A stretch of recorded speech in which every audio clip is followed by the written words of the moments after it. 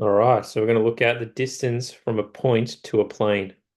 You've got some point in space and you want to find the distance from that point to some plane. Now, some prior knowledge for this is is understanding of the dot product. So the dot product between two vectors A and B is equal to the magnitude of vector A multiplied by the magnitude of B multiplied by cosine of the angle between them. And just some SOHCAHTOA here from when you were about 14, 15. So hopefully that rings a bell. Let's explain what we're trying to do here.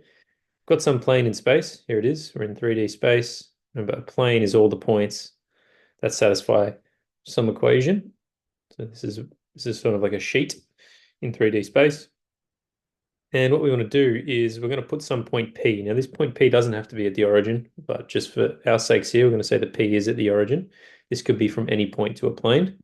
Then we're going to put some point Q on the plane. So that's going to be there somewhere. And then what we're going to do is we're going to create a vector PQ. So that vector PQ goes from the point P to the point Q. And then what we're going to do is what we want to know is what is the distance from this point P to the plane. So what's the shortest distance, right? There is a way to sort of find the shortest distance. And that, in this case, is this sort of distance there that we're going to call D to this point on the plane here. So we want to know what is, yeah, that length. And what we need to know, if you watch one of the previous videos, is that in order to define a plane in space, you need a point on the plane. So we're going to call that Q and some vector that is perpendicular to the plane. So we're going to call that N because that's our normal vector. Now think of the normal vector as being giving you the orientation of the plane. Because if you have something that's perpendicular to the plane, well, then you know how it's oriented in space.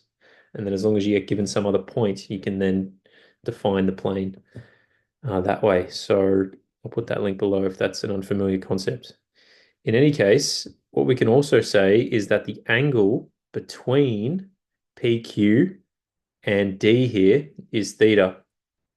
Okay, so this distance D and this vector PQ has an angle between them theta. And here's where we need to make a bit of a jump. That distance D will be equal to the magnitude of PQ multiplied by cosine of that angle. And that, for me, was a bit of a jump. So I'm just going to explain that in a little bit more detail. If we jump over here, let's just firstly point out back here that this point Q and this point here, that is at the end of D, would be at right angles to one another. As you can see, if we were right down here, you can see that this is a right angle triangle in here. So I just want to explain that idea a little bit more. So let's just imagine we had two sort of similar points on the plane. We've just got some simple plane here at the point z equals 4. And if we put those 2 points there, we get this right angle triangle. And so, the equivalent question we're asking was, what is the length of this d vector? Well, just a bit of SOHCAHTOA, cosine of the angle equals adjacent over hypotenuse. So if you just get out a pen and paper and rearrange that, I think you'll agree with me that this length here is equal to d multiplied by cosine of theta. If you just rearrange that definition of cosine. So what we can say back over here is that, yeah, this length d is equal to the magnitude of PQ multiplied by cosine of the angle between PQ and this sort of segment D here. So let's just take that a little bit further and say the following.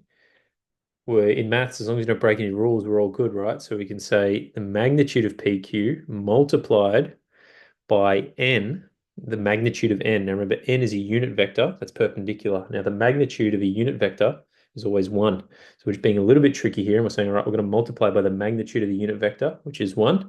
And you multiply anything by 1, you just get itself. But the reason we've done that is because hopefully this looks to you a little bit dot producty. If you look at the dot product down here, it's essentially this, right?